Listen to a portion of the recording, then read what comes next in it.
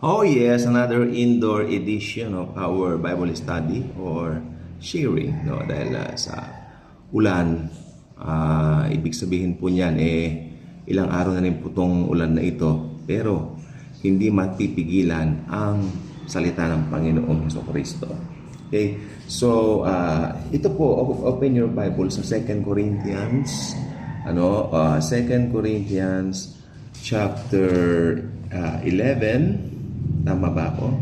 2 Corinthians chapter 11 verses 9 to 10. Verses 9 to 10 ng 2 Corinthians chapter 11 verses 9 to 10.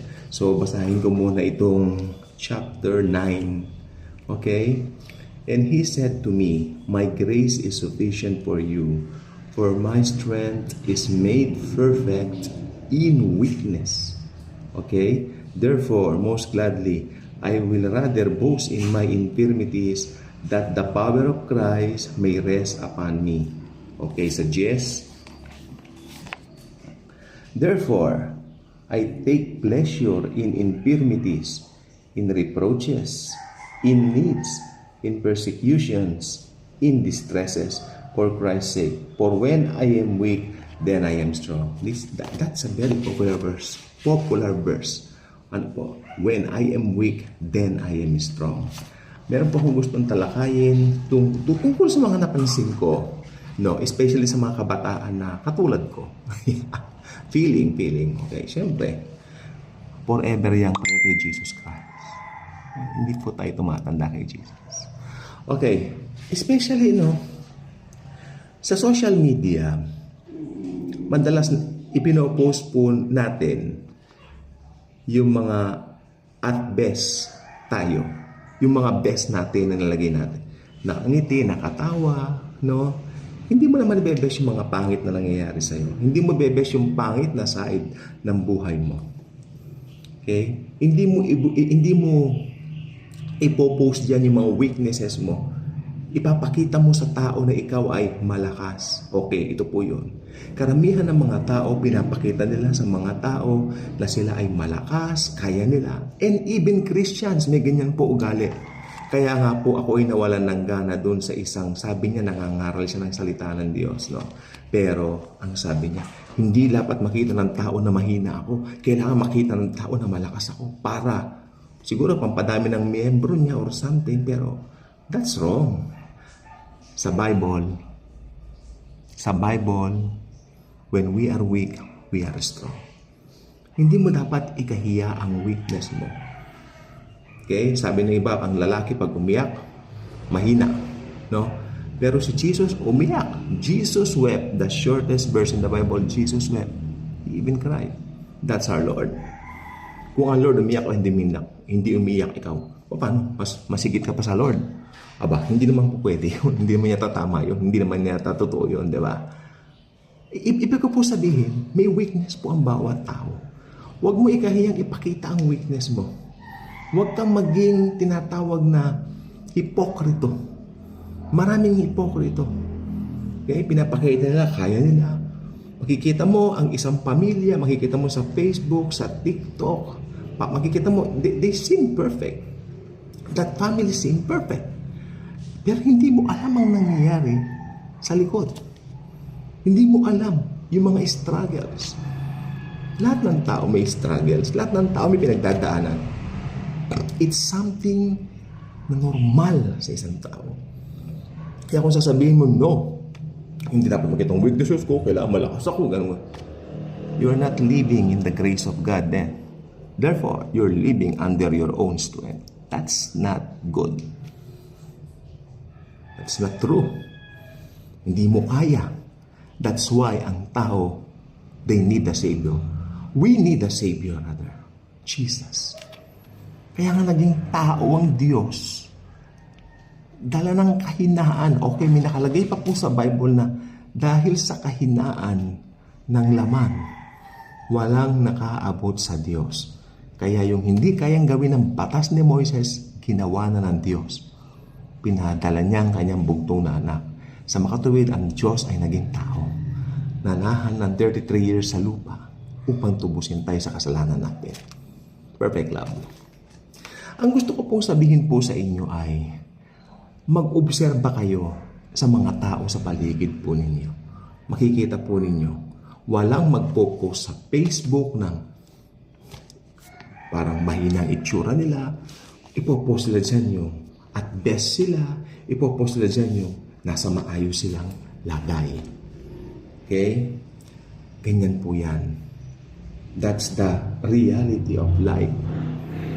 Gusto ko pong sabihin sa bawat isa po sa atin na lahat tayo may weakness.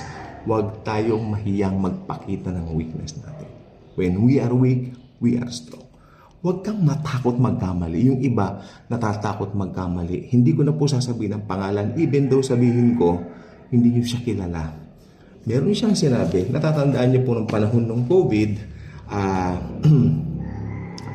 nagkaroon po ng maraming mga restriction sa airport bago makalabas ng bansa. No, ang daming face mask, ang daming pagdaraanan. Meron po kaming isang malapit na kamag-anak na nagkamali po siya. Nung nag-stay siya sa Philippines, nahirapan na siya makabalik ng Amerika. Ang sabi ng kanyang tiyahin sa Amerika, nag-text sa amin, sabi niya, huwag magkakamali. Do not commit mistake. Sabagay, tama naman po yun, pero doon ko naisip na, bakit siya hindi ba siya nagkakamali? Lahat ng tao nagkakamali, and sometimes those mistakes will be the vehicle for us to know and learn our lessons. That's life. Nandito po tayo sa mundo. Perfecto ka na ba? Ganap ka na ba? Aba, di na-rapture ka na pala. Na-rapture ka na kung gano'n. Perfect ka na eh. You don't need Jesus. You don't need the Holy Bible. Because you're perfect. What's the use of this book if you're perfect? No, this book is telling us we need a Savior. Even Mary, sinasabi nila siya ay Mother of God. She's not the Mother of God. She's the Mother of Jesus Christ. Even Mary needs a Savior. Lahat may kahinaan po. That's the power of God. Rest. Kung a-admit mo, hey, I cannot do anything. I cannot do anything for myself. But I know there's a Savior. His name is Jesus. And He alone is the one I need. Huwag magmalaki. Huwag magmayabang. Wala tayong ipagyayabang at wala tayong pagmamalaki. Ang linaw, and he said to me, kasi si Pablo, pinepersecute sa kanyang pangangaral ng Ebanghelyo ni Kristo doon sa place na pinaglagyan sa kanya. At ang nangyari po nito ay siya po ay parang siguro kahit papaano nagtre-train na po ng konti yung tao. Nagkakaroon na po siya parang masyado nang mabigat, ganon. That's why sinabi niya kay Jesus, Lord, kung kalooban mo, tanggalin mo na sa akin to. Pero sabi ng Panginoong Jesus, ito, sabi ni Jesus, and He said to me, my grace is sufficient for you, for my strength is made perfect in weakness. Ayan, yung salita po ni Jesus, makikita yun, naka-red letter. That's why I suggest everyone, kung bibili kayo ng Bible, yung naka-red letter. Para malalaman nyo si Jesus nagsasalita. Especially sa Book of Revelation, wherein maraming kalituhan doon. Pag hindi red letter, ang Bibles na ginagamit natin. Ayan no? Sabi niya, my grace is sufficient for you, for my strength is made perfect in weakness. Ngayon, ang sabi naman ni Pablo, therefore most gladly, I will rather boast in my infirmities that the power of Christ may rest in me.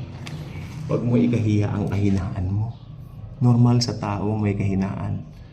Ang nakakatakot yung hindi nag-a-admit ng kahinaan because never nilang i-admit that they need a Savior. Again, marami pong salamat sa inyong panonood.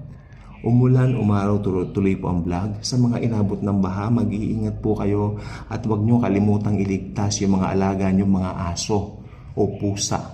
Dahil kailangan din ng pets ng shelter sa panahong ito. Maraming salamat. Jesus loves us.